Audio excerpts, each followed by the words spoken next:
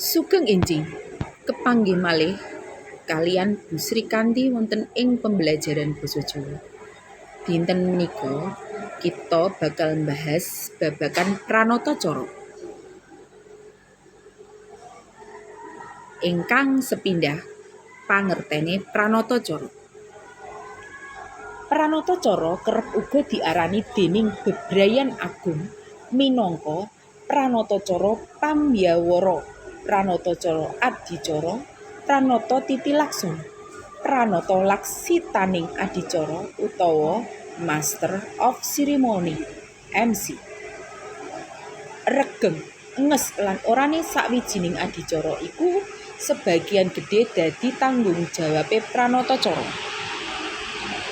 Pranata cara kuwi sawijining paraga utawa wong duwe jejibahan nglantarake titilaksana lakuning sawijining upacara adat, temanten, kesibrahan, resmi utawa formal, pepanggihan utawa pertemuan, pajamuan utawa pesta, pangaosan utawa show, lan sapanunggale.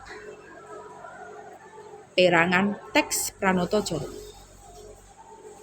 Ingkang sepindah salam pambuka. Salam pambuka kanthi tembung nuwun kawula nuwun utawa tembung Assalamualaikum warahmatullahi wabarakatuh. Tumrap agama Islam lan bisa uga kanthi salam liyane. Puji syukur kunjuk mring Gusti ingkang Maha Kuwasa. Sapa aruh utawa aruh-aruh marang kabeh tamu undangan. Anggone sapa aruh diwiwiti saka wong sing paling tuwa nganti marang sing enom, utawa saka sing pangkate dhuwur nganti sing endhek. Banjur ancasing gati. Ancasing gati yaiku apa kang dadi maksud saka adicara kang diadani ing wektu iku. Paraga pranata cara kudu weruh kanthi gamblang ngenani adicara. Panutup. Ing perangan panutup iki, pranata cara ngaturake marang tamu mungguh acara kang dirantam wis lumaku. Banjur unsur-unsur pranata cara.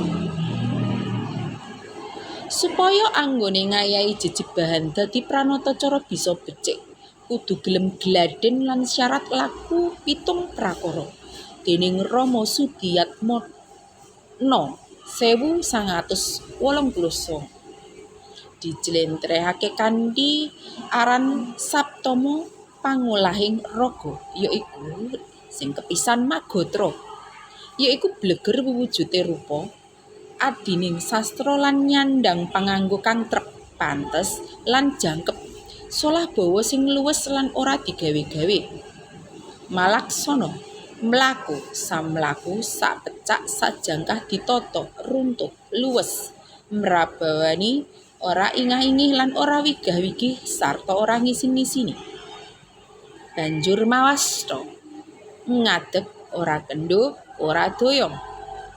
Maraga, ora grogi, ora wedi, ora gemeter, antep lan anteng, obahe awak, sirah, gulu, siku, asta, lumrahe samadya ora katon ndangak, tangan kudu bisa nambahi cetha apa kang diucapke.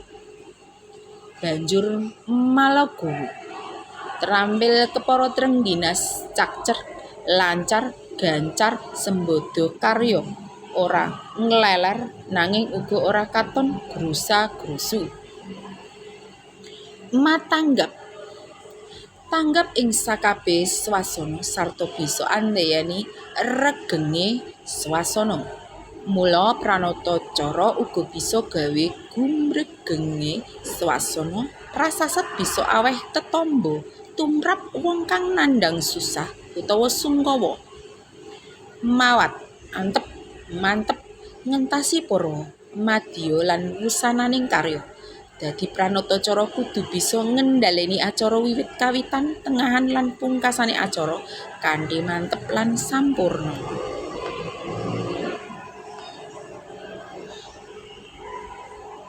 Teknik maca pranata cara.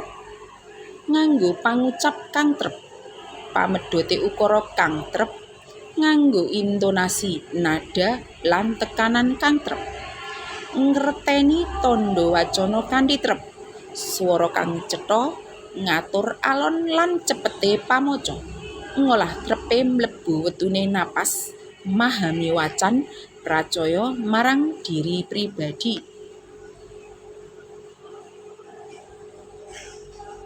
Matur nuwun.